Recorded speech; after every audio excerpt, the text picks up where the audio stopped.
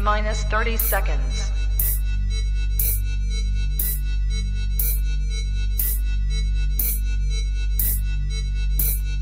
T-minus 20 seconds.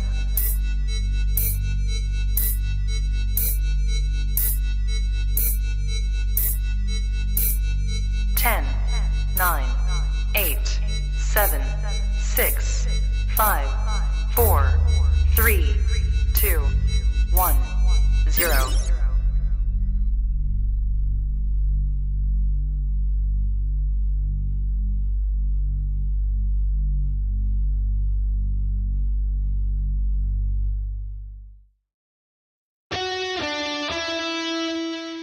Welcome to the Play It By Ear podcast.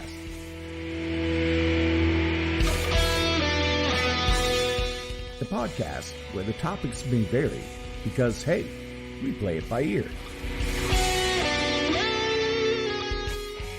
And now your hosts, Aric Fiscus, Brady Liming, and Todd Griffin.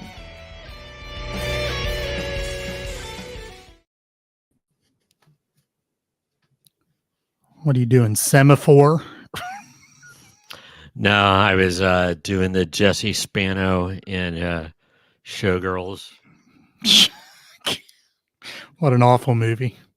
I need to rewatch that again just so I can remember how awful it was. How many times did you see that? I saw it one time. I think I only saw it once, and I saw bits and pieces of it. It was I was shocked one night when it was on TNT or TBS or something like that. I'm like, yeah, how are they going to do this? Because half the movie would have to be edited. But what was most hilarious is when they digitally animated in, no box squares, and which made it funnier than if they would have just left everything go, because it was really bad digital animation. Todd is having technical issues. So was having technical issues before we went on. We thought we had it licked. Yeah, licked. Yeah, you noticed my haircut. Thank you. So a story about that. I had to. The girl cutting my hair was about 5 feet tall, so I had to scooch down in the seat. And she still had to reach over top of my head to cut my hairs. But, while we're waiting for Todd to buzz back in, the worst haircut incident I've ever had was when I came back from back to fair time my freshman year in college, and I was getting a little grooming on the side, and she forgot to put the clipper guard on and peeled me down to the skin, and I had about a quarter. It looked like I'd been attacked by a weed whacker. God. Do you remember what you said you had on your head? Made it look like I believe so. Made it look like you had fur. Oh yeah. That's what I remember about that. Yes. Yeah, it was terrible. It was terrible. Yes, John, the crosses we bear. Some of us have hairs. Hello, Samantha and the historian Chris. The historian is with us. We did not have a fresh trout lunch, but we had some Skyline lunch today. So I got caught up on uploading our episodes, and I think I put a message out about that. But the one with the historian's top 10 is outpacing the others that were uploaded at the same time by about a 2-to-1 margin. So really, people are very appreciative of your take on our show, Mr. Historian. It seems that is the case. All right, Todd. Is he back? Try it again. There he is. Gotta go back, yak, and do it again. What? That's my who is that? That's not the Doobie Brothers. Walter Fagan. Of Steely Steely Dan. Dan. Steely's Dan. Yeah. Steely Daniel, if you're fancy. All right. Well, welcome to episode.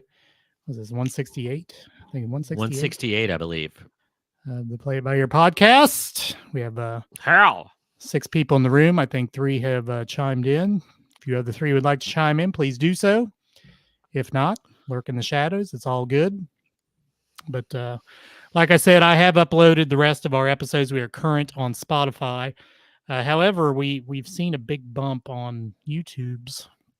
Maybe that was just because Spotify. Right, Facebook was messed up. Well, yeah, that Facebook's too. being So- ornery. Well, now I'm going to gripe about it. And I usually appreciate Elon Musk, but this nonsense of not being able to stream to X without buying a premium membership or whatever they call it, subscription. Pa. Je m'appelle Pa.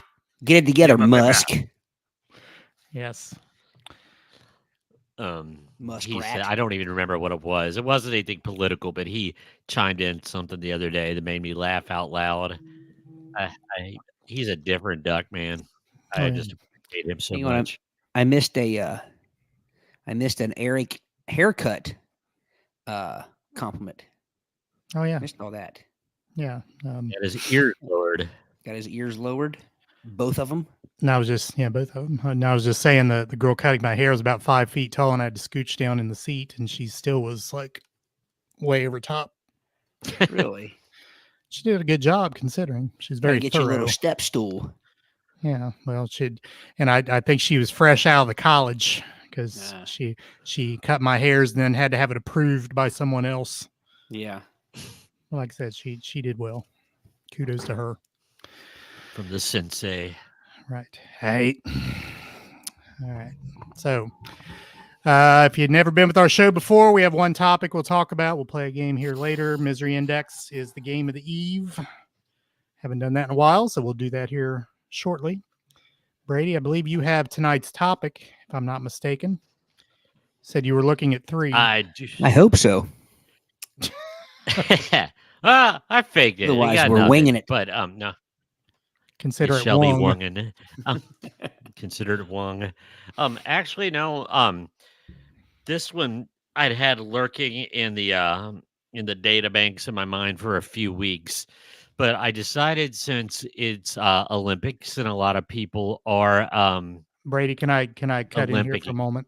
Sure. Get in here for a moment. I'm gonna put this comment up because Todd probably doesn't know this. Your Vinyl Countdown Battle of the Bands on Saturday in Hillsboro. John Barney will be your MC. So he called and told I me think that Todd's the other day. poison or meditating. It's it's- Hola Salima. Can you Is hear that me? from the Flintstones? Yeah, we can hear you're kind of choppy. Yeah. Must We can be hear you something just going on find your with videos just a little. spectrums up there, up that way in Hillsboro. I had a little scare when I turned on my equipment today. It just kind of like it was a little bit frozen like him, and I had to shut everything down and restart it. Then it was fine. But what I get while we're waiting for Todd to Well, you can go zap ahead. back He in. can catch up on the way. Okay, we can do that. We can do that. So anyway, I had been just perusing old episodes and things like that. And because it's Olympics, got me feeling all international. And not only that, but I've just seen a couple signs around and it's festival season. And way back when we tackled some strange festivals around the world, but I found a plethora of other odd festivals around the world. And it is definitely worth delving into because well, the world is a big place, and Yep. people have some. They have some cool and different things that cause them to get together and have a festival. So I'm just gonna start with one. This comes from a list from. It's called Explore. It's it's a travel website, and this is unusual, strange festivals around the world. And our first one comes from Japan. It's the Hokai Hiso Matsuri. Hey. I'm trying to enunciate as best I can. But the local residents in Hokkaido have taken it upon themselves to create a unique festival inspired by their geographical location. It is the center of Hokkaido, the same way the center of one's body is the belly button. So, hence, they have the Belly Button Festival. In July, dancers invade the streets of Furano, painting their bellies as characters with a belly button as the mount and proceeding to belly dance their way through the streets. Now, Aric, you don't have to pull it up, but like for our people at home, I've got some so they paint characters on their abdomens. So when does this happen? It happens in July. So Really? we've already missed our chance to go see it in Hokkaido, Japan. Okay. Well, what like the beginning of July, end of July? I asked because PJ was in Japan at the beginning of July. Actually, I see PJ on this parade picture. I'm kidding. It doesn't say. It just says in July. So for those of you wanting to look up the Belly Button Festival, that is going to be your homework. You're going to have to find that out on your own and report back to us. And maybe we could do a play it by ear hits the road, and we could do the Belly Button Festival. Now this one we can hit.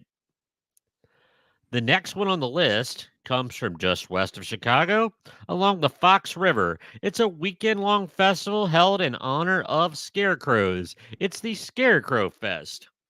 And it's not only about it's only about these comical spooky characters, but this beloved festival is also focused on arts and crafts. And anyway, there's 150 participants battling for the honor of best scarecrow. Now, I don't know about you, but scarecrows kind of freak me out just a little bit.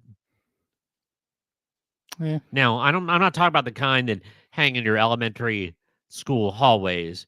But have you ever been driving down the road and somebody's got a legit scarecrow out in their field? It's a little bit unnerving. Like how legit does a scarecrow have to be before you are unnerved by it? If it's got a face that is not whimsical, but it's got a face that looks like it's made out of a dead skin mask. You know, like Leatherface from Texas Chainsaw Massacre. Like Hannibal Lecter. But anyway, like what? Like Hannibal Lecter. I thought you said Carmen Electra at first. I'm like, what's wrong with Carmen Electra's face? Sorry. Anyway.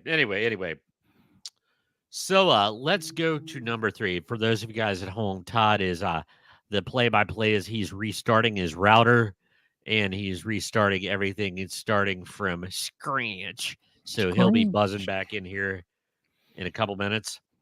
Now this one comes from Thailand. It is the Lopburi Monkey Festival. North of Bangkok, mischievous monkeys overrun the temples, so of course a festival must take place to celebrate them. The Monkey Festival is meant to celebrate the Hindu monkey god Hanuman, so all the monkeys who are usually free to roam and eat sunflower seeds are thrown a banquet consisting of dozens of monkey-friendly treats, such as salads, fruits, and many other delights. If you care to join, be advised, food fights are not uncommon, so don't be too fussy about your attire. Well, you know, if they're only throwing food, that's probably a good thing. Yes, we don't want Flipper Brown, the dung-throwing monkey, to make his appearance as a reference to... You know what that makes me think of? What? The Richard Pryor bit on his pet monkey. Oh. The monkey would chatter.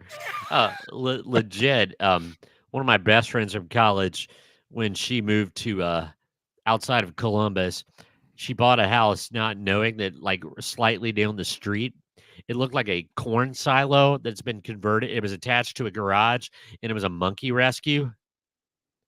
So at sunrise and sunset, those monkeys. He's like, went out in the backyard. Is like, what is that? She said, some monkeys over there. Here he comes. Monkeys. Hey, we're the monkey. Try it again. He looks pretty fluid. We'll try it again. So Todd, we're on the festival in Thailand, the Bopuri Monkey Festival, where the unruly monkeys that have overrun the temples, they have a festival for them once a year where you bring monkey-friendly treats to honor them.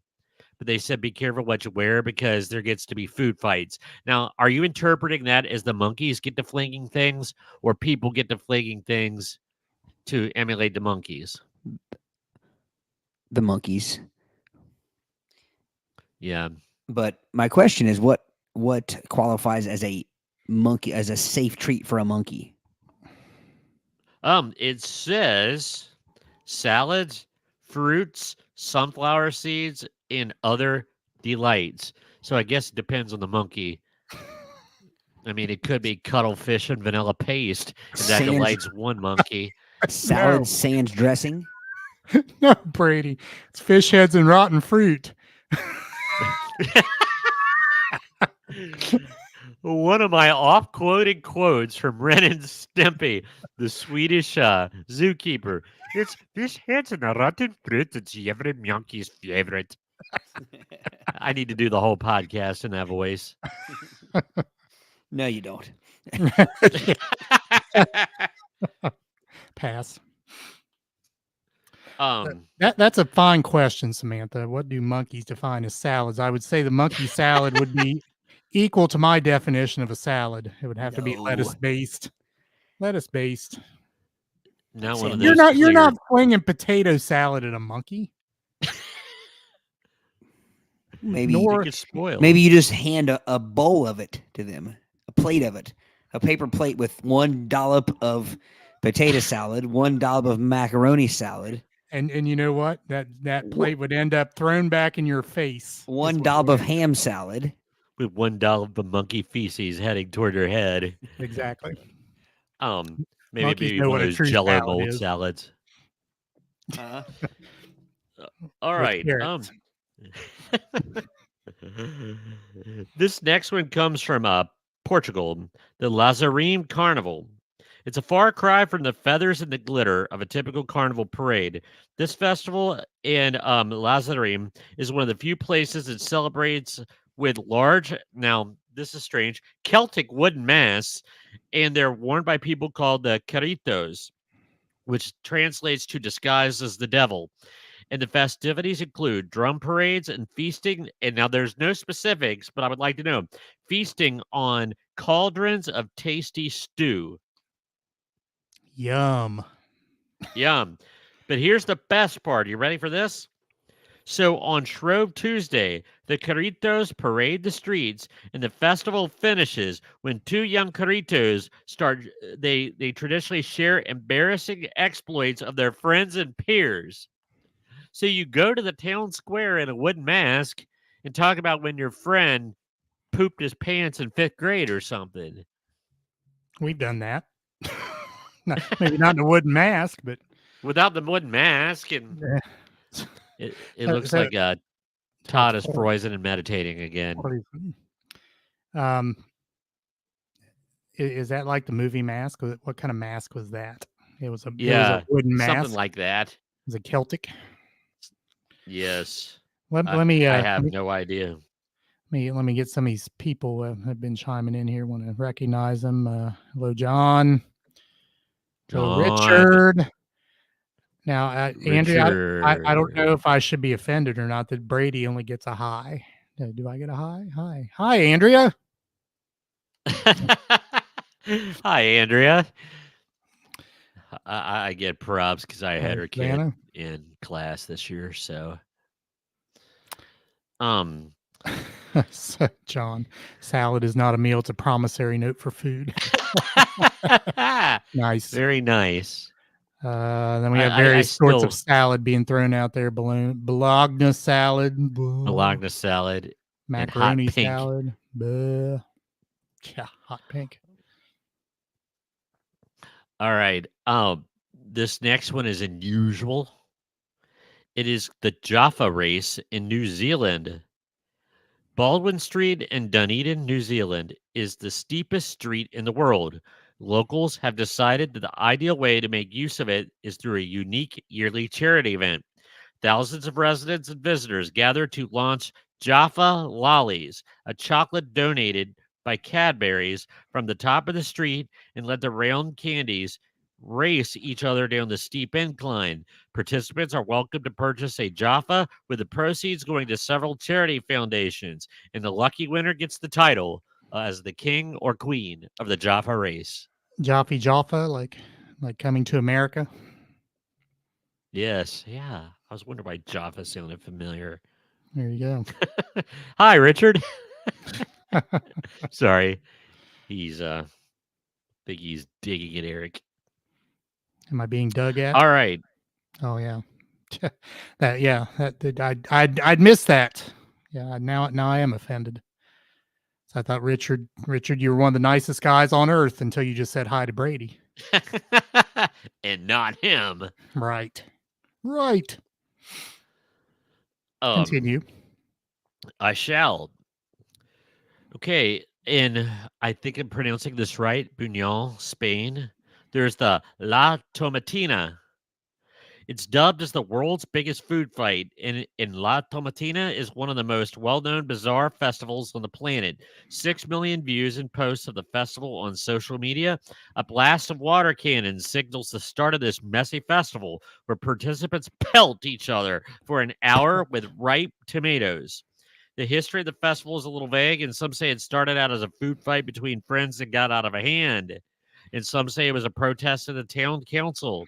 It's been going strong since 1945 and shows no signs of slowing. That one might be a little bit fun. I don't know. I could see somebody like Hunter Green or Randy Johnson or Roger Clemens, and they travel there and unleash a 101 mile per hour tomato up against somebody's dome. That's not going to go well. Up again someone's dome, up again it, but not in it. Unless you hit him in the ear or the mouth, then it could be in it. Oh man. This one just sounds silly. Okay, in Whitby, the Whitby Goth Weekend. For many, the seaside town of Whitby in Yorkshire is an unassuming place. However, with links to Captain Hook and Dracula, the town has become a pilgrimage destination for those who adore goth culture. And on Goth Weekend, they see thousands of goth and alternative lifestyle advocates descend on the town to enjoy the unique markets and alternative music gigs. The weekend takes place in April officially, but Halloween sees another influx. So they're basically Victorian dressing goths. Sponsored by Hot Topic. I'm kidding about that last one, but that would make sense. Victorian dressing goths. Well, I mean, goths are kind of Victorian anyway, right? I mean, that's kind of the gist of the whole outfit. They just kind of do the gist, the black eyeshadow and all that stuff. Yeah, kind of like think of what's it called? What's the vampire movie with Tom Cruise? Interview with a Vampire. Think about how he looked in most of that movie. True. Or a Tuesday night at Mean Mr. Mustard's at Ohio State. Oh Lord. So, what was that? Oh Lord. Mean Mr. Mustard's. Hey, they played good tunes. Okay, now this one would be fun. I don't know why it cannot be recreated locally. Now, I'm not even going to attempt to pronounce this Swiss town or Swiss word. It looks like it'd be Siechenschlauten in Zurich, Switzerland. Siechenschlauten. Far Vernugen. And it takes place in early April, and the festival commemorates the end of winter and culminates in the burning of a. Okay, so it's BOOGG with two of the two dot things over the O's, like in Haagen-Dazs. What are those called? I have no idea. The two little dots anyway. above the U. Husker Du. Yes. And there's a massive snowman effigy that's filled with explosives. And the legend has it that the length of time it takes for Boog to explode indicates whether the summer will be warm and sunny or wet and miserable. Oh, Todd, you look way better. Yeah. Hey, thanks. Are you on your phone? That's my iPad. Oh. The problem is I can't get when I try to square up. I don't know what the hell is going on with it. I Can't find a sweet spot. I guess because the camera's over here, maybe. So say Yeah, it looks iPad like you're, cameras like- are off center. Yeah. I'm gonna figure something out here. Go ahead, carry on. Oh, Wayward Sons. So the last festival we just mentioned. Oh, I feel like I'm in a ski thing. Somebody put a GoPro camera on a cat, then let it out, and I was motion sick in 10 seconds. But no, Todd, there's a festival in Switzerland where they build a giant snowman called Boog, BOO with 2 dots on them, GG, and they fill it with explosives. And however long it takes for that snowman to explode will indicate whether it will be a nice summer or a short, wet summer. Really? And Todd, you have a new fan. Look at the comments. I can't see the comment. Oh, The historian says a few episodes back, you guys mentioned you have listeners from the ages, I think that's what he means, the ages of 13 to 70. But I have my 1-year-old son loves watching you guys anytime you're on. Maybe it's Todd's hats. Nice. Or maybe that's who we appeal to, 1-year-olds. Yeah, probably so. Who will laugh at most anything. All right, a few other people to thank you for saying hi to me, Richard. yeah. I feel much better now. Mom's in the house. Hi, Mom. Mom is in the house. Be good, Brady. No F bombs. That's right. Ooh, See, there we go. who- Sorry, I'm playing around. Brady's entire dome was cut off. His whole head was cut off, but now I have everybody squared up and on there. The problem is I do not see the comments, so I won't be able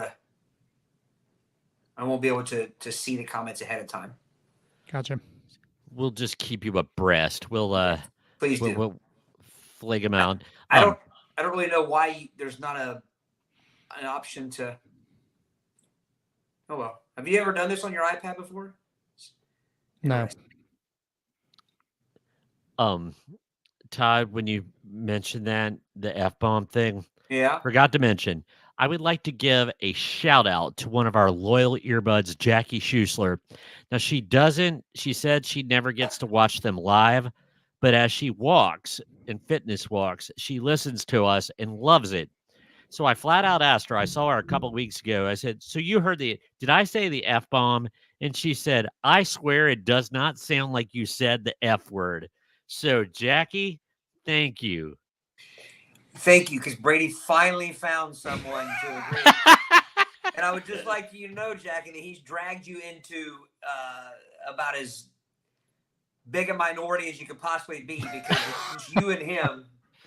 Right. It's just you and Brady that thinks he did not say the F word. What the historian says goes, and Right. the historian has put that into the book of history.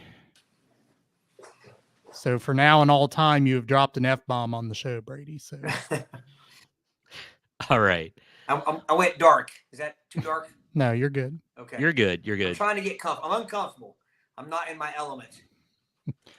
You look comfortable. You look relaxed. You Your got a lighting's candle? good. Got a candle going there? I do have a candle. I'm waiting for the fly. Remember I showed you the fly that I'm waiting for him to get melted out of there. So it's alive? No, well, no. How's it going to be alive encased in wax?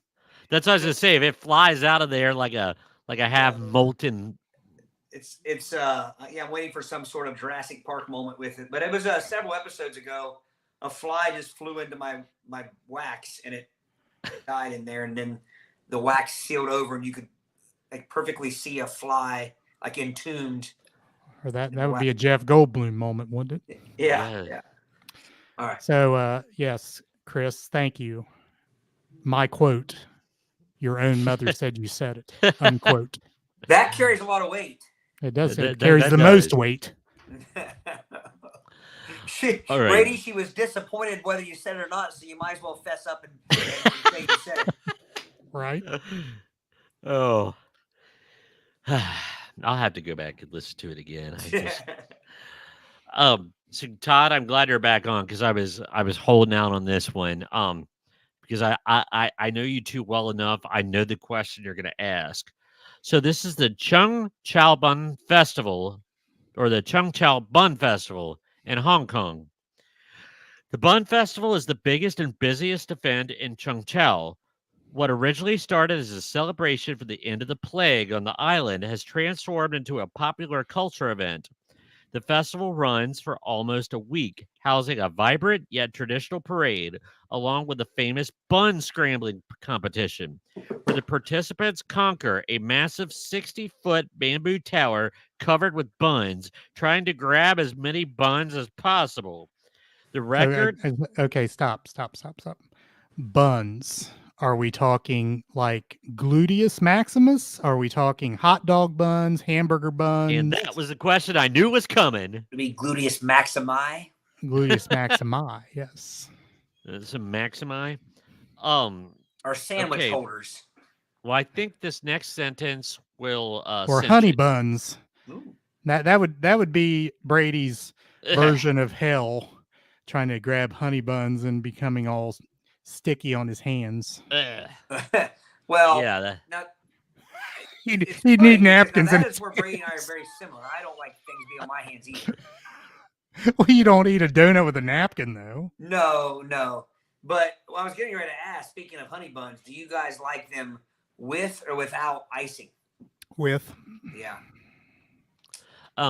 I don't like honey buns that have the like the lacquer clear only glazing.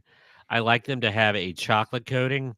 I do not love the caramel coating on honey buns. I've never seen a honey bun with chocolate. They're at the Amish at Home Place outside of Georgetown. Well, There's that's not a real honey bun then. okay, I'm talking yeah. about the brand or Oh, okay. well, the brand is probably what? Because it's almost like a double sweet, man. It's glazed and then it has a Petite Deborah? chocolate. It's good. I think there's a couple brands of honey. I think everybody has their own version of a honey bun. Yeah. But I think really the only frosting you can put on a honey bun is the white frosting. I would think so, yeah. I mean, unless you're a communist. Chocolate changes the viscosity of the bun. The ratio of something. Yeah. Speaking of communists, you guys keep getting those posts on Facebook that says parts of our videos are Yes. It says what? I'm sorry.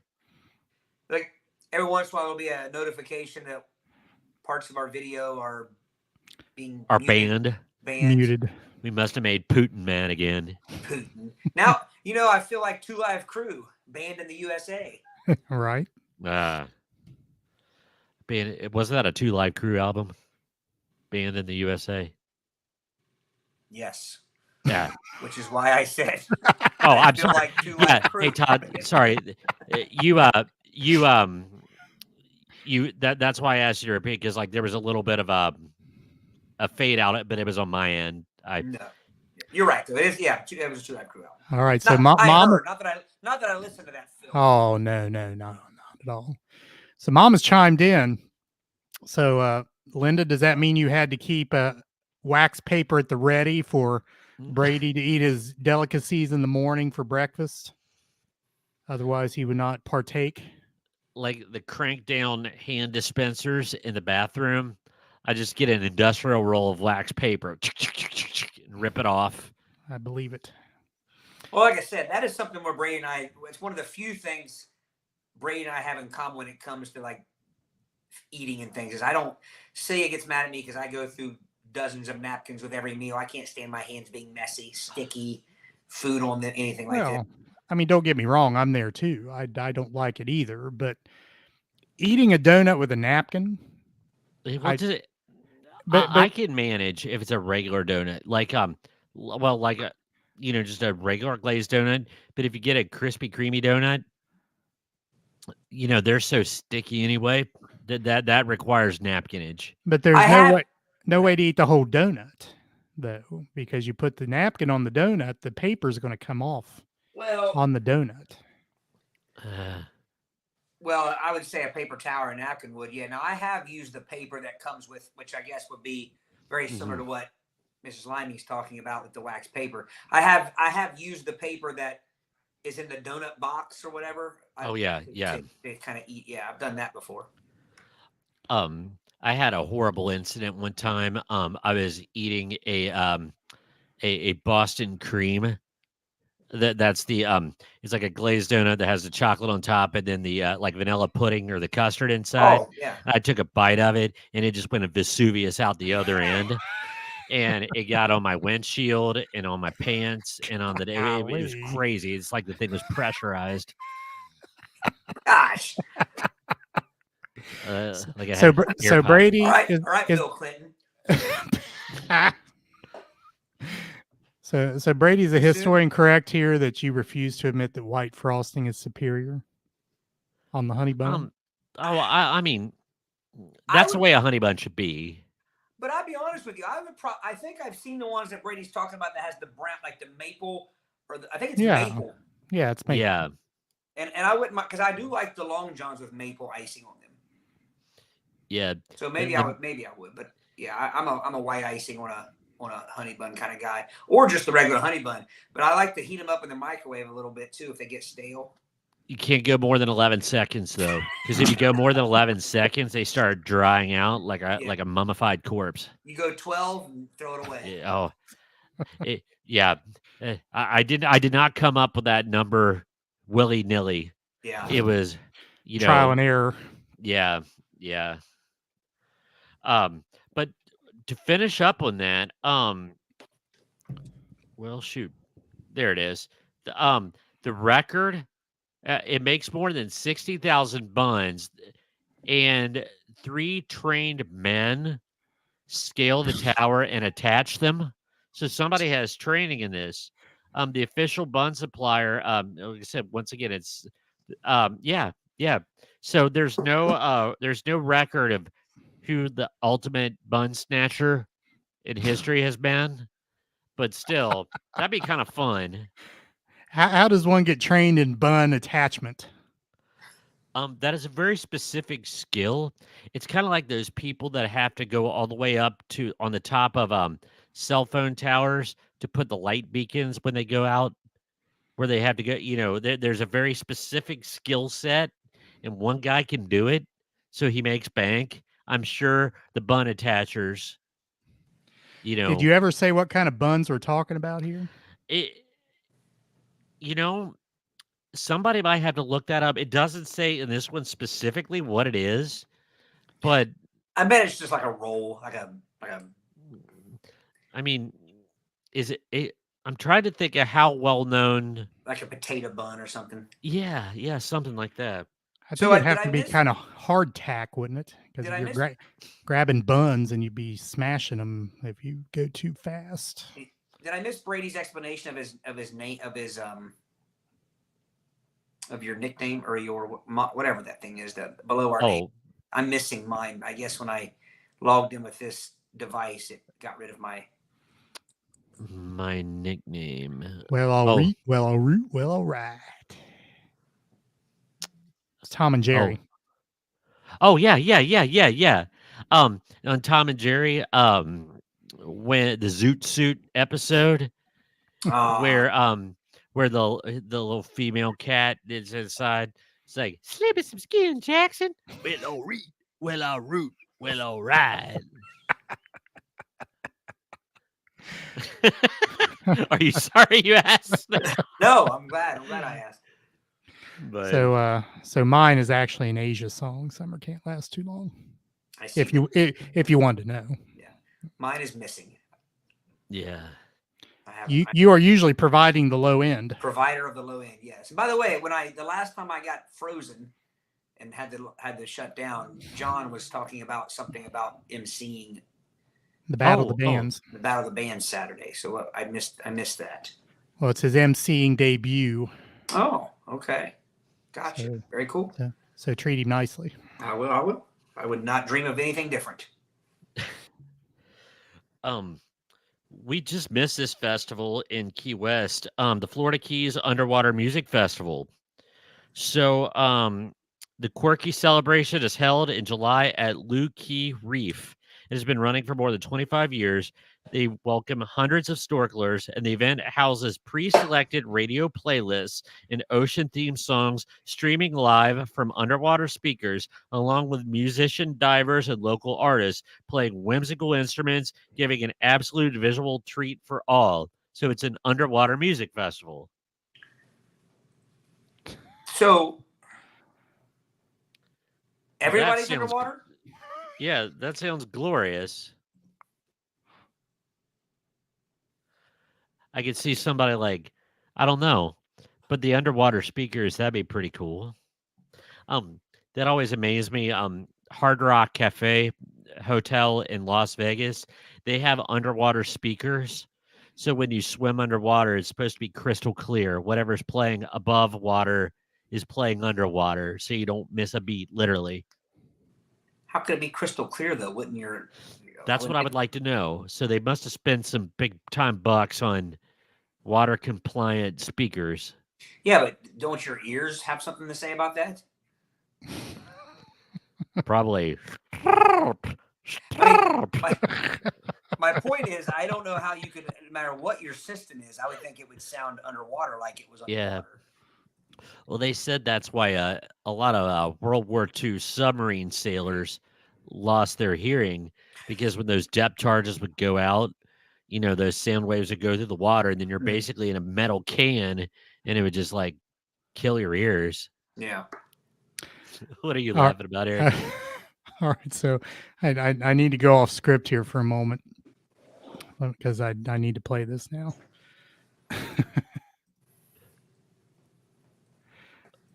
Is it popping up yet? There it is. Oh, you'll have to go back farther, Eric. Hold on. Jackson.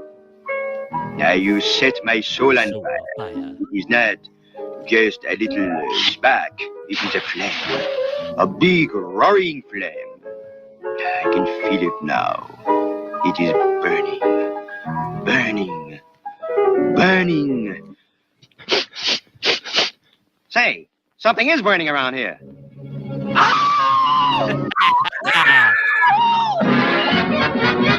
Excellent.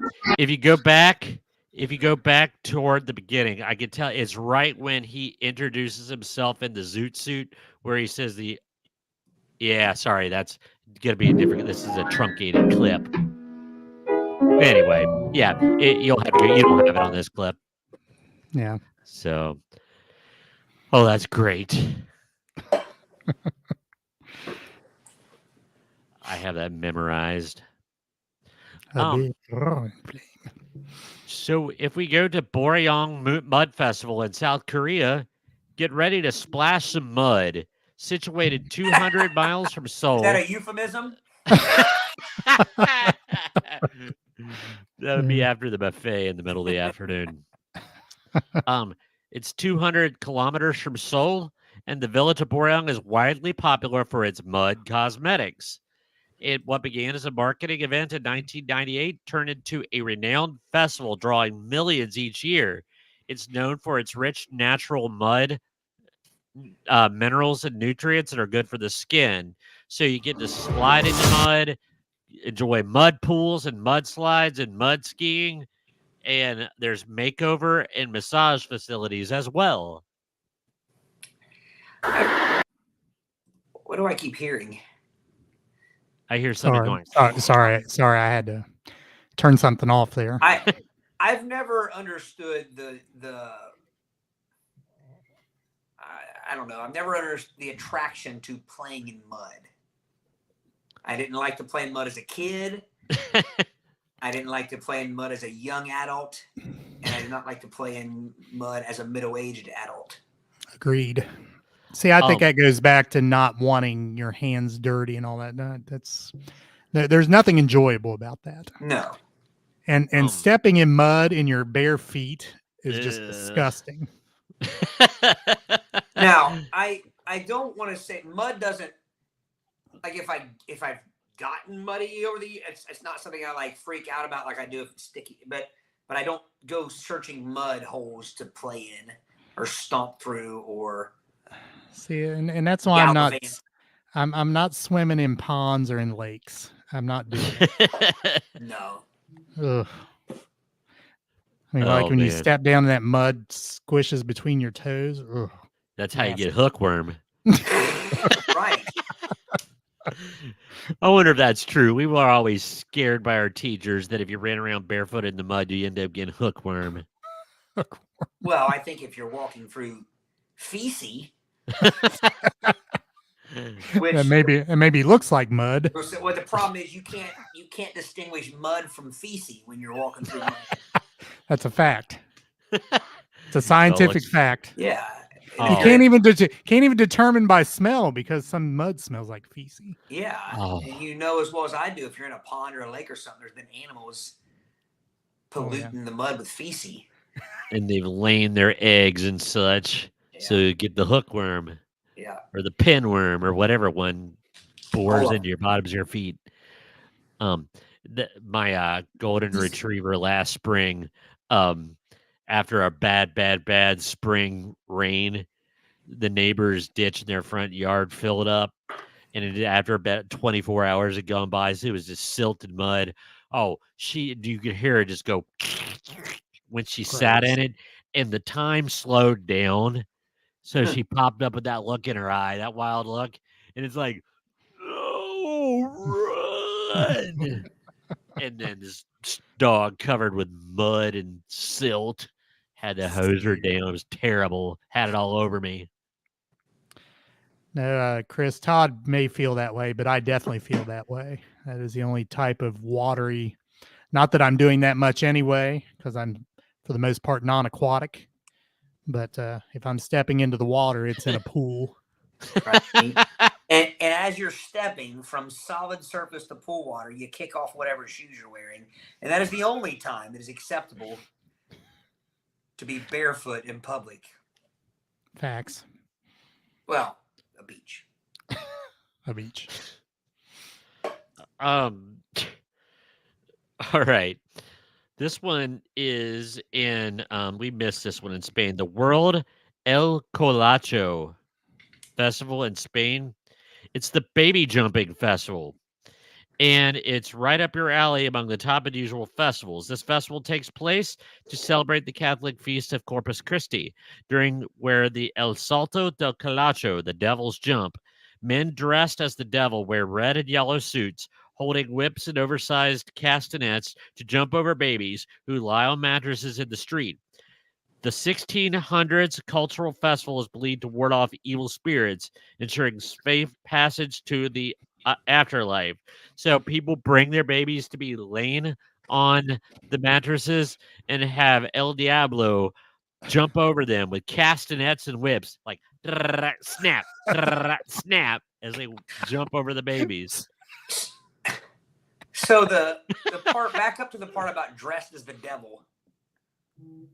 The devil. What did it say? That they're dressed in suits of yellow and red, symbolizing fire. Oh, okay.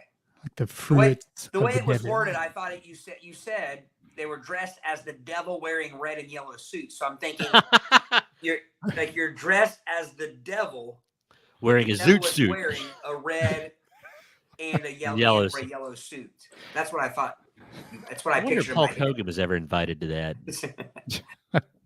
So is this baby jumping? Is it like Evil Knievel style? Like you line up 17 babies and take a run and jump all of them? Or do no, you I keep actually one have a baby picture. to the next?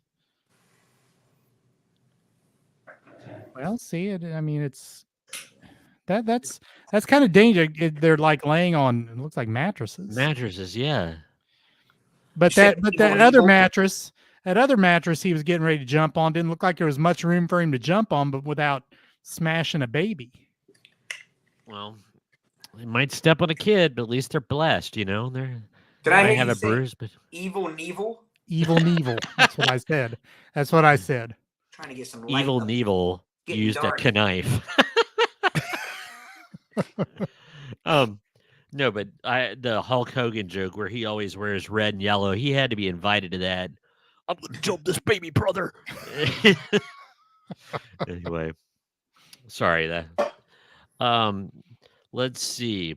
There's a water gun festival in South Korea. It's just music and bands and everything, and people have their water guns.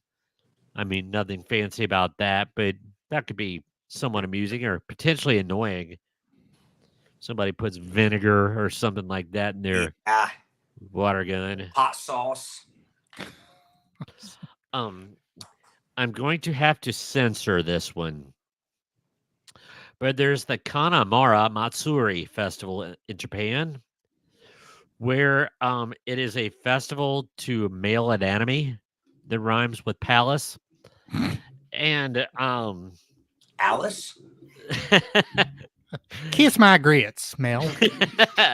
So yeah, and they said it's raking in gobs of money, that there's shrines, everything. It's actually a well-attended festival. Can you imagine some, That's hard to beat. I see what you did there. Did you mean to do that? Did you get that, Chris? You got to put Mark that in it the down. annals. What happened? We're trying to figure out if you meant what you said there. You said it on accident. Well, you'll never know. I think by the look on your face that you didn't mean to. That's acting, my friend. Acting. That's why I All dark right. lights. Brilliant. But hang on a minute. So I got to go back. Now, we always said this was TV 14.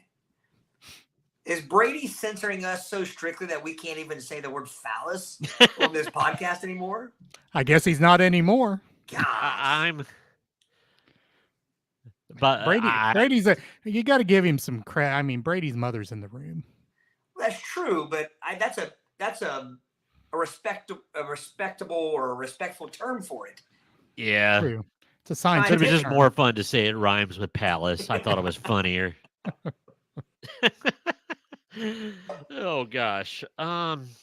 There's the Battle of the Oranges is in Ivrea, Italy, where they have 600,000 kilograms of oranges, and once again, it's on Shrove Tuesday, and it represents a famous 12th century battle between the Royal Napoleonic troops and the both sides. They fling oranges at each other.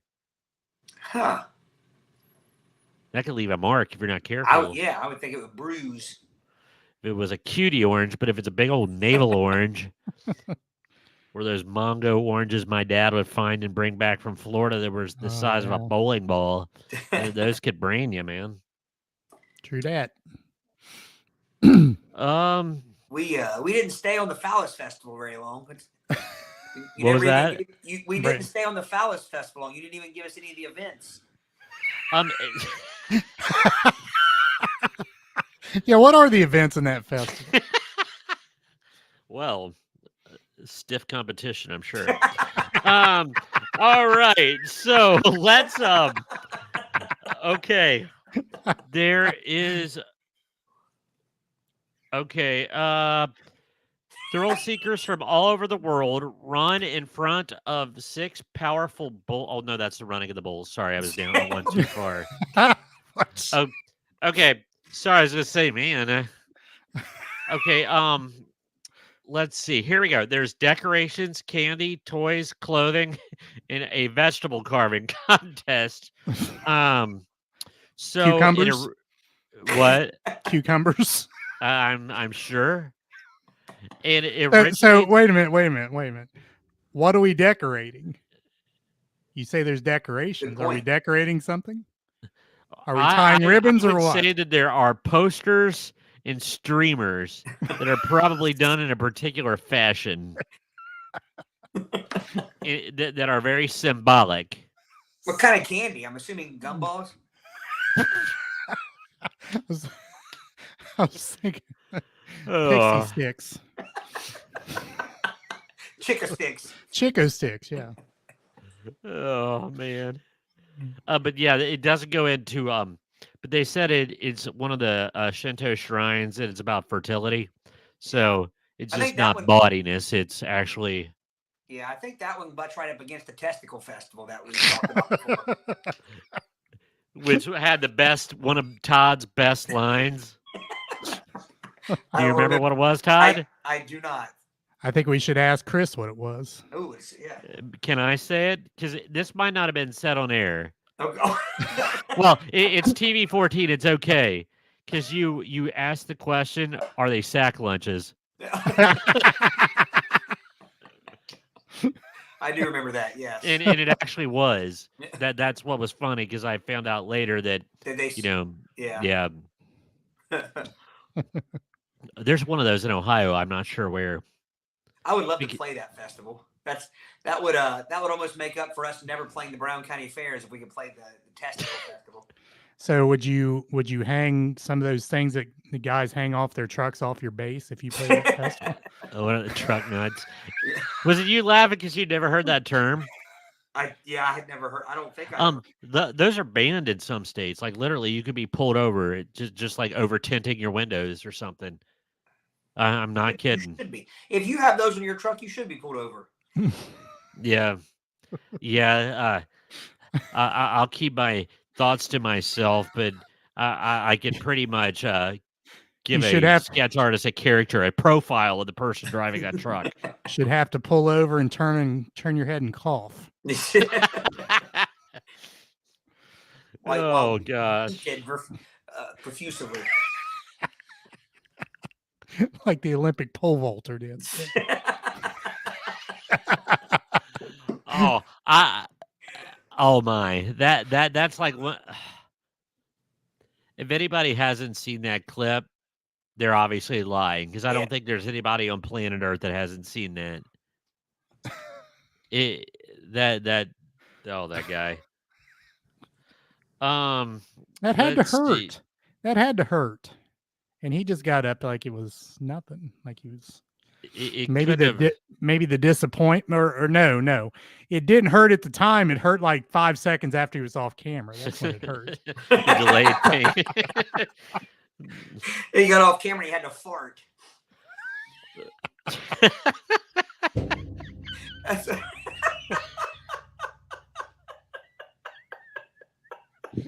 Did I break it? Oh, we're gonna get canceled.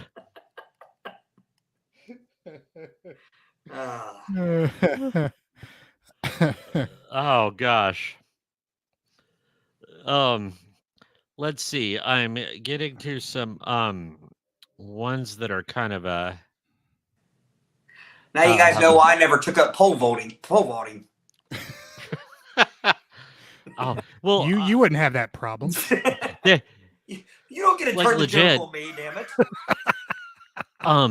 Pole vaulting is an Ohio High School Athletic Association sport, and I know that there's been like Eastern they've dabbled in it. Like there's some camps and everything, but that is a terrifying sport.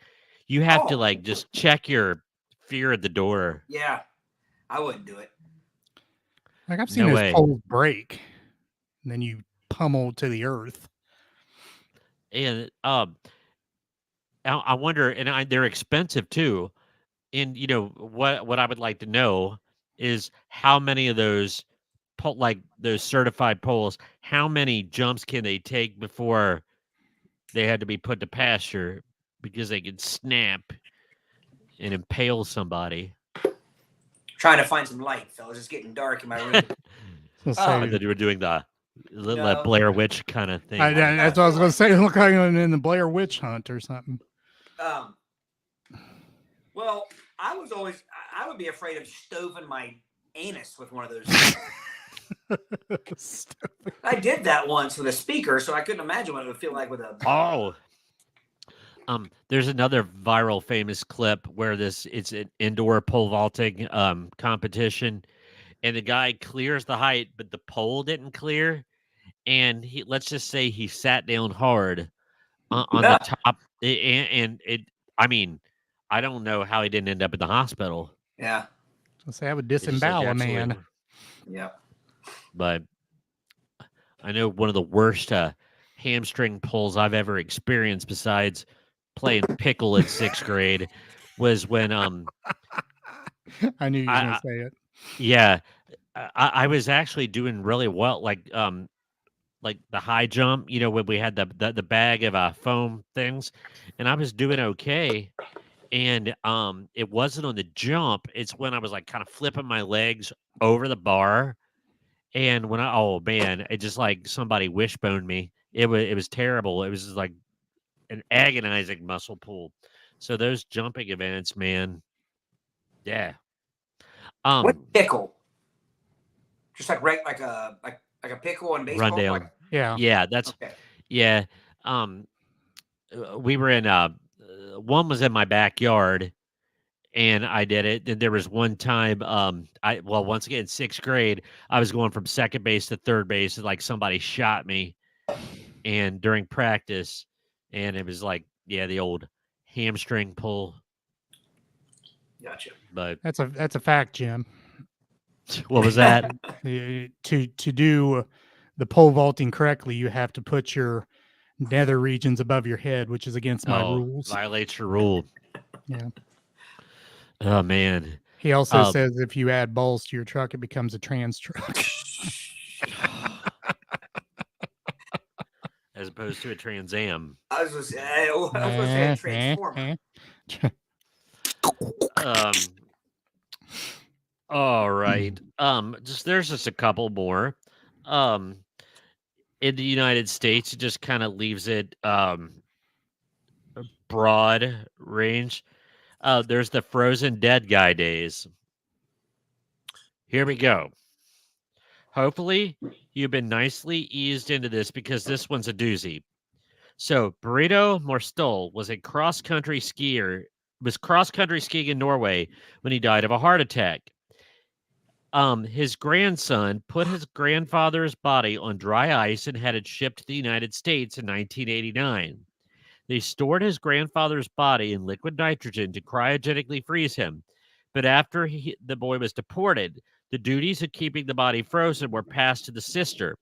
She continued to keep her grandfather's body cryogenically frozen in a shack behind her house until she was evicted in 1995. The city of Nederland, where she had been living and storing her grandfather, investigated the property and soon made it illegal to store a dead body on your property. But since he had been there so long, he was, no pun intended, grandfathered into the into the law. Lost my place.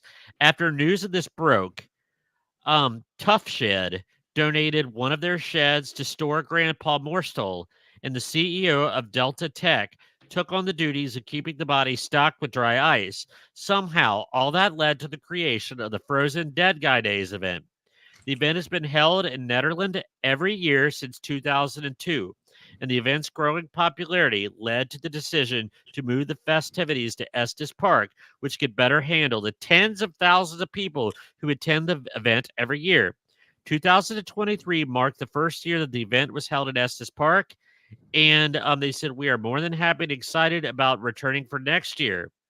There are coffin races, polar bear plunges, frozen t-shirt contests, ice turkey bowling, brain freeze contests, frozen salmon toss, and many more dead guy themed events. So what state is this in? Denial. Estes Park, Colorado. There you go. So I need to ask my brother-in-law who lives in Denver. If I was going to say, my niece's frozen her husband's family are Coloradans. No frozen dog turd battle? That'd be a little bit unhygienic. I think that's why they were using what did it say? Frozen turkey bowling and No, as long as they don't fall, it would be. oh yeah, man. Or they're not Um, all the way frozen and they break. Oh, well, if it was in liquid nitrogen, it would shatter like glass and explode. True. But that would be that's probably one of the more unique ones. And there's some dressing up that goes on, I guess. So here are some people dressed up for Frozen, the king and queen of the Frozen Dead Guy Festival. Nice. That is interesting. It is. It's something. All right. Well, we're an hour and 5 in. Let's put this festival to a close. Todd, the only one that you missed that I think that you would want to opine on, in Japan, there's a belly button festival because this city is the geographic center of Japan. They paint their bellies and make their belly buttons like the mouth of the painted abdomen, and they have parades. Interesting. And that's in Japan? Yeah. So what would be interesting to do would be to look all these festivals up and see if we can find footage of them. True that. That would be fun to do. We should check back in an episode or two and see if we can discuss any footage we found. Brady, do you have that list? Which list? Sorry. The list that we're going over. Yeah. I got him. Yeah, it'd be fun to try to find I can't imagine in 2024 there's not footage of all those festivals. Yeah. We could that would be an excellent play it by ear hits the road, where we could do segments at about 5 or 6 Ohio festivals. the one that comes to mind. Well, what got me to thinking of this list is when we were talking about the Tobacco Festival a couple weeks ago. Yeah. And that's what made me think of this, because I thought about how good that previous episode, because there was like the wife carrying festival and the black pudding tossing festival, and there's all kinds of goodies. And so there's an infinite, like for instance, in Versailles, Ohio, there's a poultry festival. Really? That allegedly has the best chicken sandwich in Ohio. Do you remember and I bet we didn't talk about this on our 4th of July, our Sardinia Founders Day episode. Do you remember the years they had where you could chase the chicken at the Founders Day back behind the school? No. Well, so it was a chicken chasing event, or it was a chicken chasing event back behind the school. Yeah, because I'm pretty sure I remember it being back there when Visceral played. Do you remember when Visceral played back there? Oh yeah. The school yeah. I'm pretty sure I took part in the chicken chasing event before they played. So not the chicken choking event. That was in I that knew other it. festival. I shame on you. Low hanging fruit. No, wait a minute. Yes. That's the testicle festival. Yeah, it would be cool if somebody could back me up on that, because I know I'm not dreaming it. I know I'm not making it up. It wasn't like an every year event. Are you sure you didn't have a dream and morph like watching Rocky into the Founders Day festival? No, I just remember it being back there and a bunch of kids or younger people chasing it. I might be wrong about the year that Visceral played that, but I do remember it being back there in that area, kind of down over the hill, over toward the what's Manning's? Is it Manning's over there? Yeah. Over toward that side of the green patch back there down the hill. Aric, that would have been Sweetwater County when we would play Dukes of Hazzard in 3rd grade. Around that fence low. Yeah. There's an old reference. But there oh shoot, I was about ready. Okay. Now I don't remember chicken chasing, but I know that the Backy Festival, it had bull chip bingo, where they would have a cow in the yard. They would have the yard sectioned off into squares and numbered, and you put money down on your square. And if the bull conducted commerce on your square, you won bingo. It was like gambling. Really? Yeah.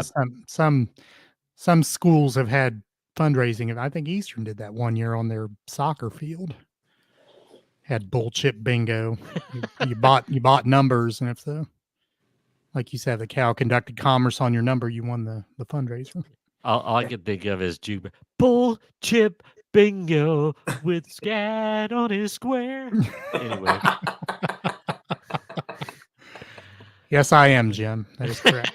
I don't believe I've ever heard of bullshit bingo before. Bull chip. chip. It's bullshit bingo. We all know it. Ooh, Oh, that what? smell. All right, you say. Oh, All right. So, gentlemen, is it okay if I made an executive decision, because Todd was having his technical difficulties, and I thought, well, yeah. can't very well play a game with just the two of us. But now Todd's back. I guess we could go ahead and play the game. But I got off on a tangent in my mind because I think we need another watch along. Okay. Ooh. So, and I don't know, this just came to me. I thought, well, I think we need another watch along. So I did a search, worst TV shows of all time. And I had heard of a lot of them, including this one. So this was called, and this kind of ties, we've been talking about a few Japanese festivals. So this kind of ties into that Japanese piece. So this was called Pink Lady and Jeff. I remember that. I don't remember it think was on I- NBC. Yes, it was. So this is a clip. It's the best of Pink Lady and Jeff. Now, I do not know what this holds for us. I've not watched it myself. But again, it's on the list of worst TV shows of all time, but I can set the stage for you here before you watch this. So Pink Lady was actually two females. It was an act from Japan, and Jeff, daggone, I can't remember his name. I'll look it up. Jeff, oh, daggone it. It's one of those things when I hear his name, I'll be mad that I didn't know it. Comedian. I'm looking it up. Go ahead. Okay, so anyway, NBC. Now this is the 1970s once again. So we watched Three's a Crowd, classic late 1970s TV. This is where this falls as well. So the era of the variety show. So everyone had a variety show during the 70s. Sonny and Cher had one. The Hudson Brothers. Orlando. Tony Orlando. And Dawn. Yes. Jeff Altman.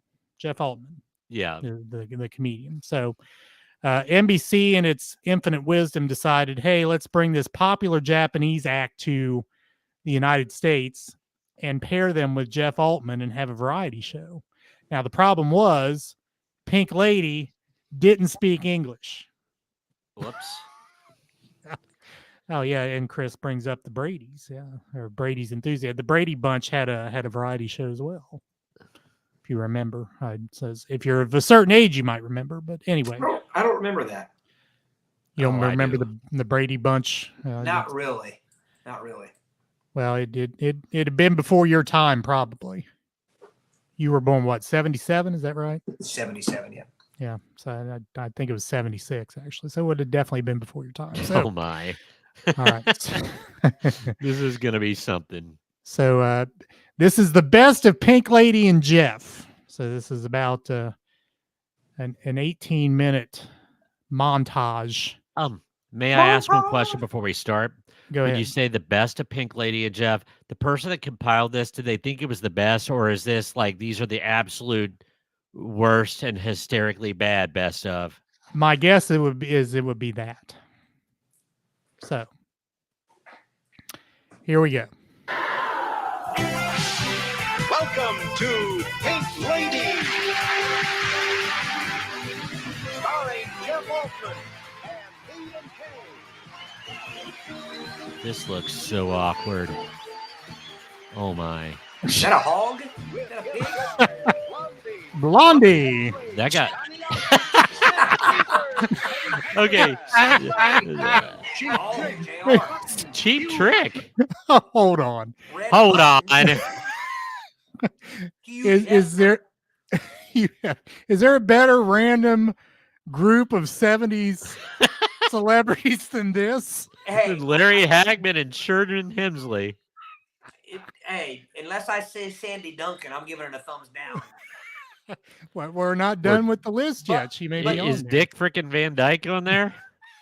If they were to redo this, you can bet your butt that Snoop Dogg will be on this. No, without a doubt. Now, Snoop Dogg may be too much of a celebrity to be on this. Yeah. And his playmate, Lawrence Henderson. Yes. Boomer. Troy Orbison. Boomer. Alice Cooper. Special guest star. All right, we pause in a second. Wait, Jerry Lewis was oily looking. Is that Kiss?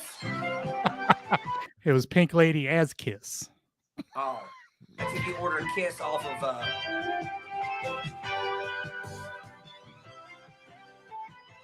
Ah. And now, here he is, Jeff Altman.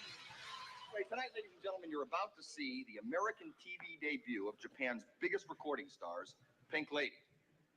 Now, when I say big, you're probably saying, well, wait a minute, what's he talking about? Hey, hang on, wait a minute. Trust me for a second. Just take a look at this film clip of one of their recent concerts in Japan.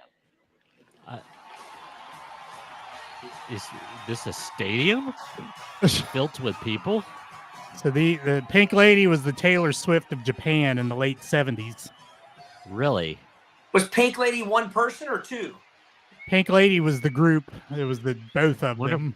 Wonder why it wasn't Pink Ladies. Or Pink's Lady. Well, I think you can see now why I wanted to do a show with them. The girls are really special.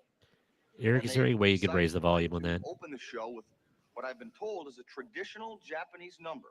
So, ladies and gentlemen, please welcome me and Kay, the wonderful Pink Lady.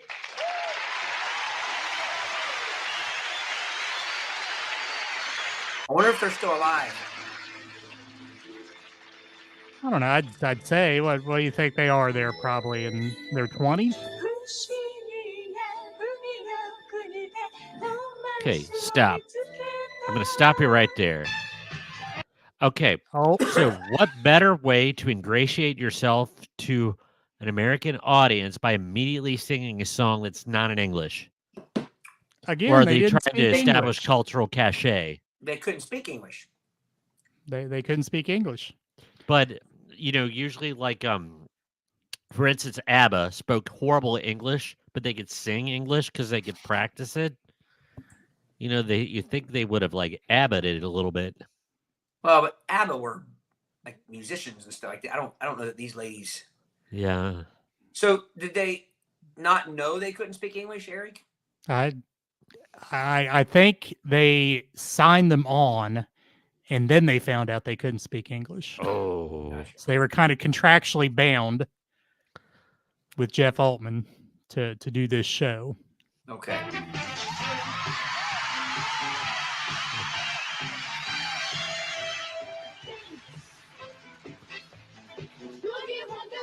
Well, see, they are singing in English. Yeah, there we go. There we They go. were singing the Donato song. We spent many hours in Japan learning. We wanted to speak perfect English when we got here. Oh, and you speak English too? Yes. Do you? Yes, I Canned thought so. laughter. Anyway, Kay, what I mean is, Oh. it's very difficult to learn to Canned speak and English expired. properly. Keep trying. You'll get better. Don't mind her. It takes Kay a while to get used to foreigners. But I like you already, Jeff. You are so handsome. Oh, you just get turned on by my sexy round eyes. Oh, Wow. Oh my. Time out a second. I'm out. Time out.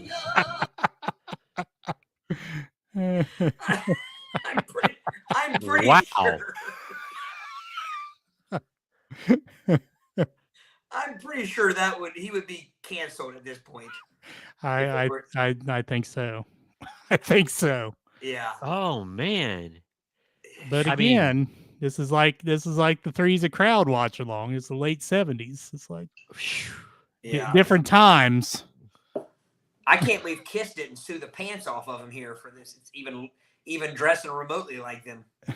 That's a fact. That's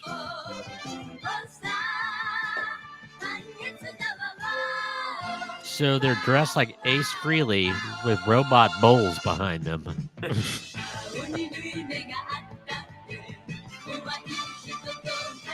With sequin cod pieces. Shiny cod pieces. There is a wedding robe. Wedding robe, look at this. Oh, and I wonder where she got that. Probably Gucci's on the Ginza. little Japanese humor. Wonderful. Looks like the beginning of the beautiful friendship. Wonderful. What do you think? Wonderful. Aric, how many episodes did this make it? 2 reasons. One, working with a very smart, very I think maybe 13. Wow. I remember like watching it as because Pink Lady and Jeff was coming up, because as a kid, I kind of liked the Tony Orlando and Dawn show. I would have been like 5, you know? I would watch my variety shows, some Tony Orlando, some Porter Wagner. Porter Wagner. Discovered Dolly Parton. Yeah. Or you know how you talk about there's people like with 2 first names? Yeah. You know what I mean, like people, you'll see people with names like that. Both names are like first names. Porter Wagner's the only thing I can think of where he has 2 last names.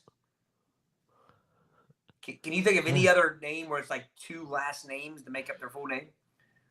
Porter Wagner. I can't. You put me on the spot. Yes, there is some college athletes that I remember having 2 last names. Yeah, I mean it would be like Smith Johnson or Duncan Hines.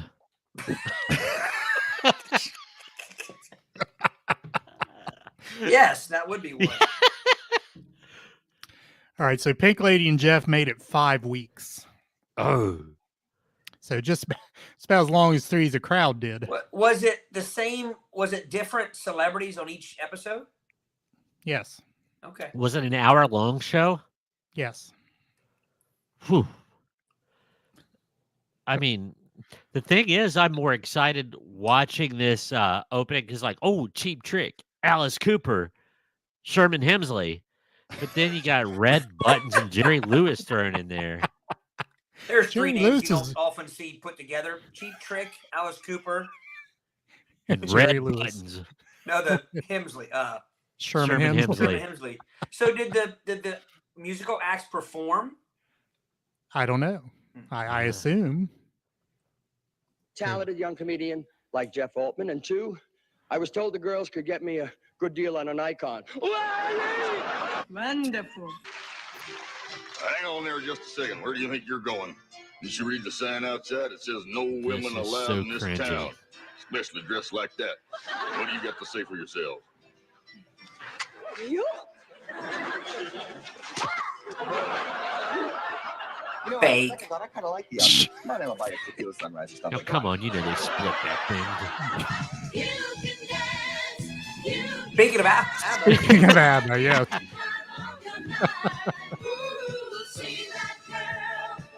Is that Jeffrey Dahmer on the drums?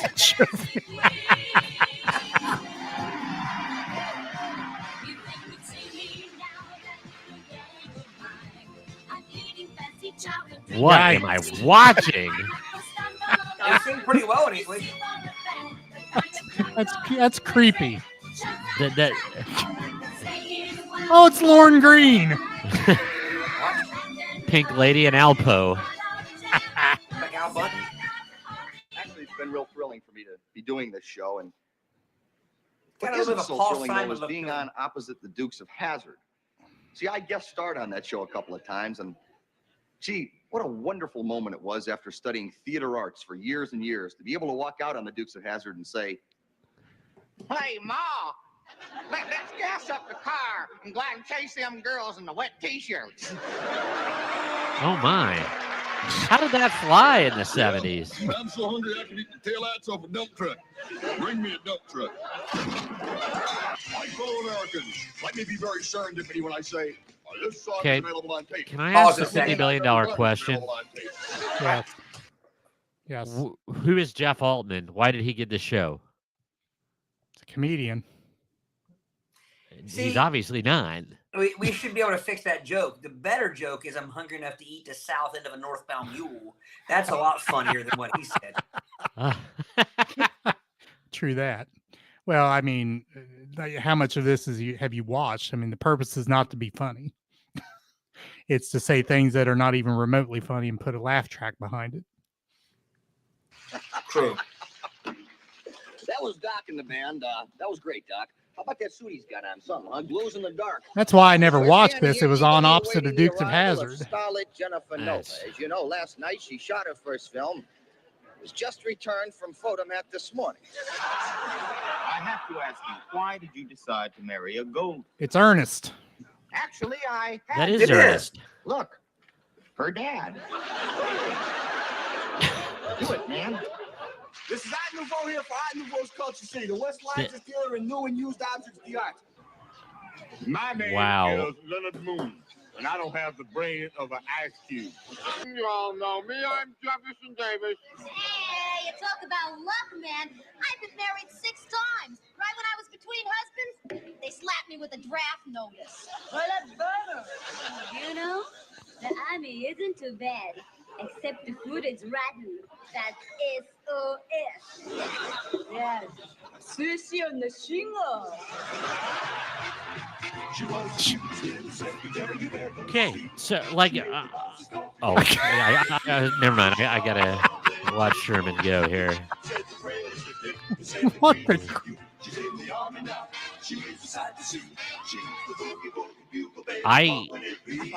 Okay. The Stop. Boogie Woogie Bugle Babe of Company Okay. B.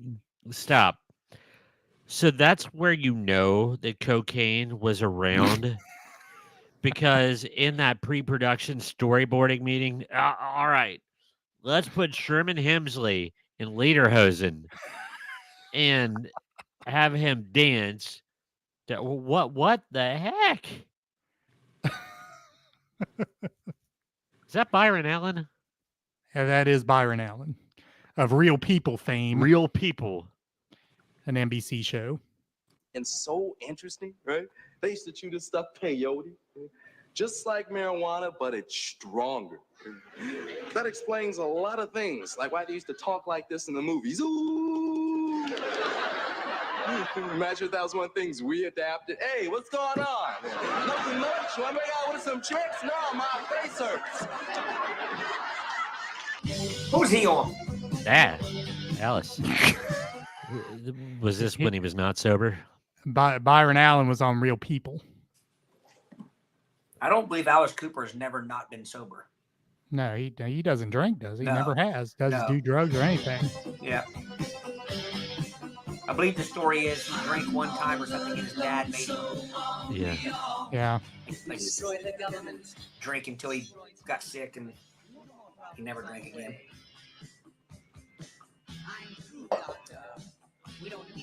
Looks You so gotta young. give Alice man. Cooper credit. He hit the Pink Lady show and he was on the Muppets.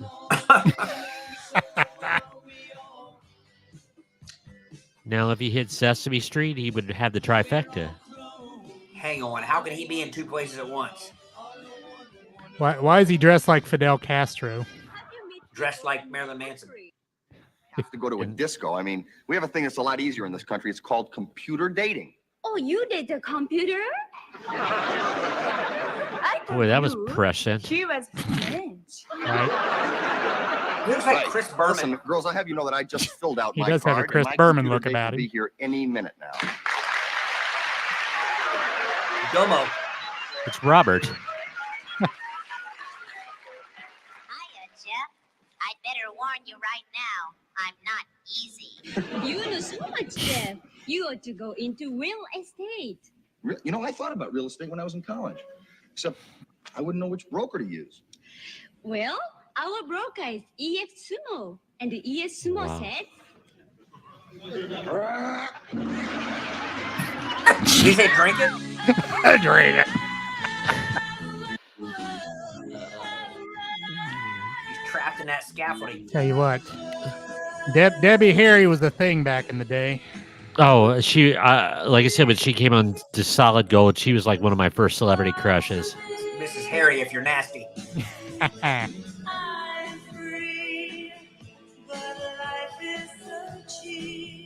Girls, I'd like you to meet our 2 new training bunnies, me and Kay. Hello. Hi. No, this didn't age well. Hi. Well, do you think you have what it takes to be a Playboy bunny? Yes.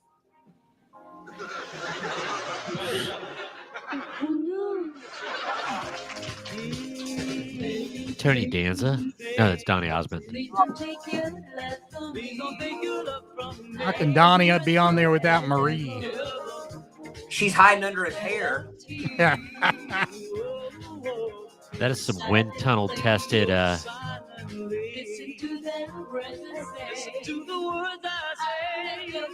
Okay, like seriously, we're entertained by this because it's so bad. Who thought that people wanted to watch this?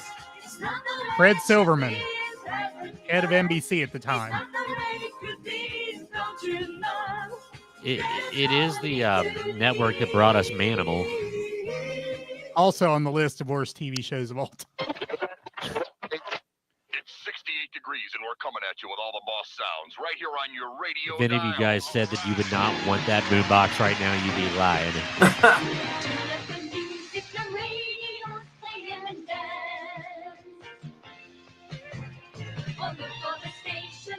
You know, I just literally had the vision of NBC with their ratings meter, and the show starts, and you just watch the meter go down to 0 the more the show goes in, like a slowly deflating tire. No, okay, that means good. That means good? Right, yes. What word do you say if you mean good? Good. Isn't there a song called Bad Means Bad? They're not kidding. Sometimes bad is bad. Yeah. Girls, Huey I Lewis. know you've had a tough Huey time Lewis. learning the language and everything, but Hugh Lou in the seriously, I think new. you're doing just fine. Good. They don't even I look mean bad. comfortable. Ladies and gentlemen, we are pleased to introduce one of the greats of music, Mr. Roy Orbison. Roy Orbison. All right. Pause Wow, for a second, he Eric. looks like a vampire. Thank you, ladies, for the kind words. So, two things. I have two comments. Number one, I can't think of anybody else other than Roy Orbison and Elvis who used those guitar outfits or whatever you call them. You know what I mean? Jumpsuits. Those guitar. Yeah, it was like a leather outfit for the guitar. I've never seen anybody else other than Elvis and Roy Orbison use them. But what I really wanted to know is, did anybody else think Roy Orbison was blind at one time? I did. Yeah, me too. Did you, Brady? No. Okay. Eric and I must just be dumb then. We No, must. no. I just, no, I'm just like, I'm kind of still amazed. I'm stunned here. See the We are guitar I'm meeting talking you. about? See, it has You a are such a leather. big star in Japan. Oh, yeah. Bigger than It's Toshiro inside of a Oh, leather. which rock group does he play with? Ouch. Teddy Pendergrass, ladies and gentlemen. You got what I need. Just do me. I want you to soothe me. Groove me, soothe me, groove me, soothe me. But you just do me. Come on, do it like this. Then we do it like that. Oh, yeah. Do it who? Do it fro. I ain't never had nobody love me the way you do. Said it's real, so real. Hi, There's Kay. Flo. Hello. You told me earlier that there were still a lot of Flo things ho. about this country that mystify you. Plenty. Oh. Like when Flo clothes hen. get old in America, they go out of fashion unless Did anybody they else get- have a crush on Florence Henderson? Absolutely. Then they are in fashion. Well, you see, we call that nostalgia. It's pretty impressive, Eric, as young as you would have been. Nostalgia. Yeah. Those are your very fond memories of your past. Of course, Well, she you was see, probably what I'm then? very nostalgic Early about America. 30s? When I dream of Now, I bet she was close to 40, if not 40. Why did they always make the Brady cast sing? Because everybody deep down wants to be a singer. Well, plus it's the tail end of that time where if you were an actor, you were automatically you were a singer. I mean, if you think about Yeah, man. Now, Cheap Trick's probably on there because of Live at Budokan. pause just a second, Eric. Oh, that's true. I mean, if you think about it, though, the old Hollywood of old, I mean, everybody could sing and dance. You had to be a kind of a triple threat, just like in theater. I mean, Yeah. That's true. and I think that sitcoms, as they, you know what I mean, like I think they still tried to incorporate that into their Repertoire. makeup, even though that maybe the clientele or the couldn't still do it, but apparently Floho was a singer. Was old man Brady a singer? I wonder. I don't know about that. So Jim makes a good point. This is the days before 24-hour networks. So you only have 4 or 5 choices. You got what you got. But again, this was on opposite of Dukes of Hazzard, so I don't really know how many people were watching anyway. I mean, I wonder if that's why he made such a pointed Dukes of Hazzard joke. Probably. So you had that backwoodsy Southern stuff, and they were trying to promote themselves as cosmopolitan and international. It's what the smart people watched. But yeah, this is what they gave us. Right. Hello, Gary. Yeah, tracking screen time was simpler back then. That is true. All right. Stayed famous for so many years. Yes. How did you do it? I'm being told Red buttons, ladies my and gentlemen. name we can't see Facebook comments. But I had to change it because how would it look on the marquee? Blue Zippers opens tonight. I'm making smart jokes. Yeah. No, really, girls. No kidding. I think one of the best ways to keep in the public eye. Did you guys know that? Is to have a What's trademark. that? Something I'm that being the told that audience will we associate aren't with able to you. see Facebook comments on here. Like a gesture or a phrase. Now you take me. I see this Jim's is my comment and trademark. Gary's comment came from Facebook. I'm not sure about anywhere, like who's watching where. I don't know. I'm looking at a comment earlier. What am I seeing?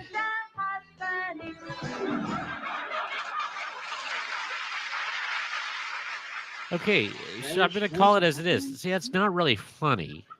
Who is this being marketed to? Ladies and gentlemen, it is a real Don't honor know. for us to introduce the suave, charming, And debonair? Mr. Jerry Lewis. So when I think of sweet, charming, and debonair, I think of Jerry Lewis.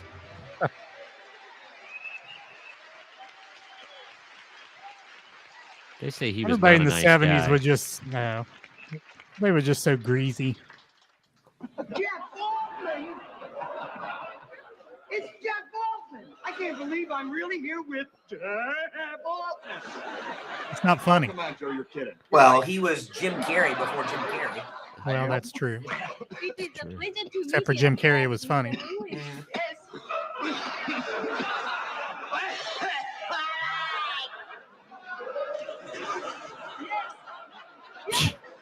That's kind of funny. That was kind of funny. A giant flame is always You'll be funny. deported. Well, not so much about you. The word has it that he was not a nice man to work What do you with. think I'm going No. through? I don't know. My friends out there know I'm going to be with Jeff Altman.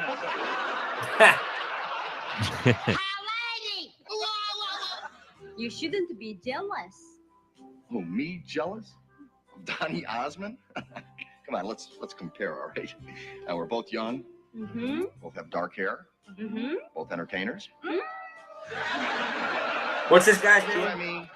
Jeff Jeff Altman. Altman. Jeff, you are our closest friend in America.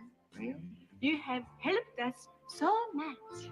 Yes, it has been very difficult for us to learn to speak English. We would never think of leaving you. We are a team. We are a team. Jeff, Yes. ジェフって本当にいい人ね。 So 本当に the Dukes of Hazzard, let me pause this. The Dukes of Hazzard, Jeff Altman was Huey Hogg. What? I don't remember a Huey Hogg. You don't remember the character of Huey Hogg, Boss No. Hogg's No. nephew? No.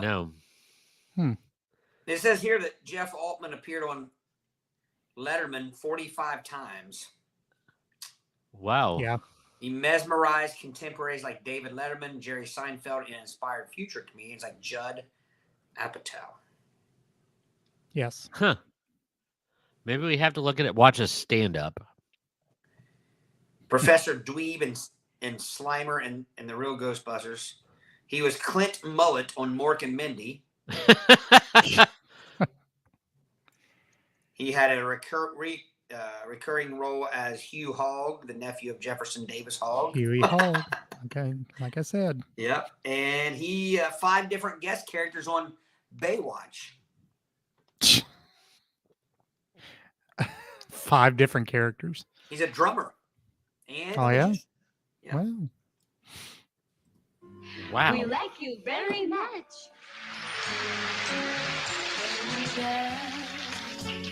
And travel, and you need a Good song. hand. Oh, Now, see, that would be a difficult role right there. As an actor, I wouldn't know what to do when 2 people were. It's like when somebody's singing "Happy Birthday" to you. Yeah. And soon I will be there to brighten my I'm assuming they didn't sing covers of American songs when they were in Japan. Yeah.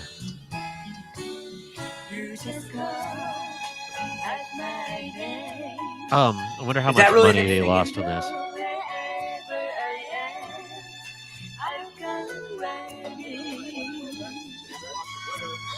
to see you again. So there's this hot tub with Sid Uh-oh. Caesar and Larry Hagman. And Teddy Pendergrass. Is that Teddy Pendergrass? That is Teddy Pendergrass. This is fantastic. You are strange, Sid Caesar. JR is blowing bubbles back there. See you next week. I think JR was doing Bubbles of Blow. By Sid and Marty Krofft. There you go. They're the ones who brought you all the real trippy Saturday morning live action, like Land of the Lost and Dr. Shrinker and all that. Well, that explains that. Wow. Thank you, Aric. I don't think my mind could have been blown anymore. There you go. There's my executive decision for the day. So how did you run across that? Just searched it out on YouTube. What'd you Search what? search? Well, the first search I did, I was trying to scramble when Todd was having problems. I thought, well, Yeah. let's do a watch long. Let's look at the worst TV shows of all time. So the IMDb list of 50 worst TV shows of all time had Pink Lady and Jeff on it. What did it rank? Let me get back You don't to have that to tell me. page. Just it wasn't number one. Usually, like My No. Mother the Car is usually number one. My Mother the Car on this list was number 2. The Okay. Jerry Springer Show was number 1. Oh yeah. Brady Bunch Variety Hour was number 4. Had Hogan's Heroes as number 5. If that Aftermath. doesn't explain how organic this program is, it's like on the fly while we were having technical difficulties, we changed gears without there you go. previewing it. That could have been We Could've been went awful. from That could have been a full frontal nudity there. We didn't know. We took a chance. Well, I knew it wasn't going to be that. I mean, it was on network television, but we went from 0 to Pink Lady and Jeff.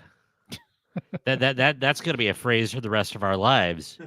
Somebody flies off the handle now. Settled in. They're going from 0 to Pink Lady and Jeff. so Pink Lady and Jeff on this list was, let me see if I can, 35. Yeah, no, there are 34 worse shows than that. Wow. Well, in all fairness, Larry Hagman, Sid Caesar, and Teddy Pendergrass was in a hot tub with Pink Lady and Jeff. That might have been the redeeming. Oh, don't forget Sherman Hemsley and his dance number in Lederhosen. The only thing that was lacking was Ruth Buzzy. Gary, you dodged a bullet. That could have turned out to be a decent show. That's true. That's true. That is true. Ruth Buzzy. Wasn't no, wait a minute. Ruth Buzzy was in one of those clips, wasn't she? I didn't see her. I would have remarked. Or maybe it's Judy. No, it was another one of those laugh-in people. Not Judy Carnes. Usually in shows like that, there is a pool to draw from, like Ruth Buzzy, Phyllis Diller, Sid Caesar, Jerry Lewis, Sandy Duncan. Todd, Dick since Van Dyke. Sandy Duncan was in none of the clips, are you still I'm not. Yeah. Going through all the Scooby-Doo episodes. Dick blanking Van Dyke? Right. Wow, guys. Well, I hope going off the beaten path there wasn't too bad. You know, we did better at commenting on the watch-alongs. I was trying not to just be mesmerized like I was with the other one. But, like, there was just so much. Lot to comment on. Yeah. Lots of comments. All right. So you said someone was putting comments in Facebook and we weren't seeing them. Is that what you said? Well, I just happened to have a notification. It said that some people were commenting, and then somebody told them they don't think that we could see the Facebook comments. Maybe it was just because these happen to be on my page, and maybe since I was but like Howard William McLean had a comment, and then Michael Griffin, Celia, and I never did see those on the chat. So I'm wondering if it was because it was my page and I was the one having problems. That could be it, because I look at the ones watching now, and your page is not even listed. Like no one's watching on my page, but it's still listed. So I don't know if when you had difficulties and you were coming back in, that somehow we lost you there. But I don't know. Mine's still showing live. Yeah. I don't know. The only thing I know for sure is if you're on the Play It By Your Podcast Facebook page, where I think we're seeing the comments. Yeah. So anyway, or YouTube. I know that's solid as well. So all right. Anything else for the good of the order, gentlemen? Gentlemen. Let's see. When do we go back to work soon? Yep. Well, you're already back. I'm already back. Are we going to keep it on Mondays? Do we make an announcement? Are we going to? Stay tuned. Yeah. So we'll let you know. Yeah. All right. So reminder, audio, we're on Spotify, Apple Podcasts, iHeartRadio, and the iHeartRadio app, and a lot of other platforms where there are audio podcasts. Video, we're also on Spotify, YouTube. Search our Play It By Your Podcast channel, as well as Twitch. Social medias, Facebook, X, and Instagrams. All those.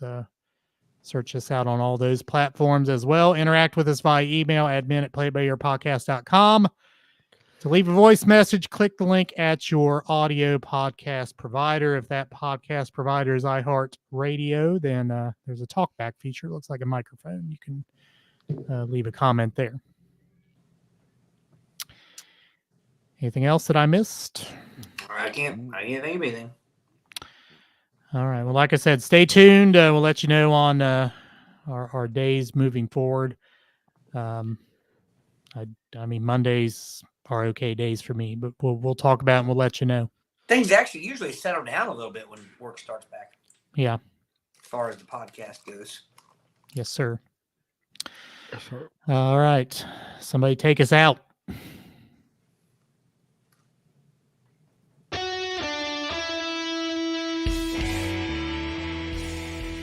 Thanks for listening to the Play It By Ear podcast.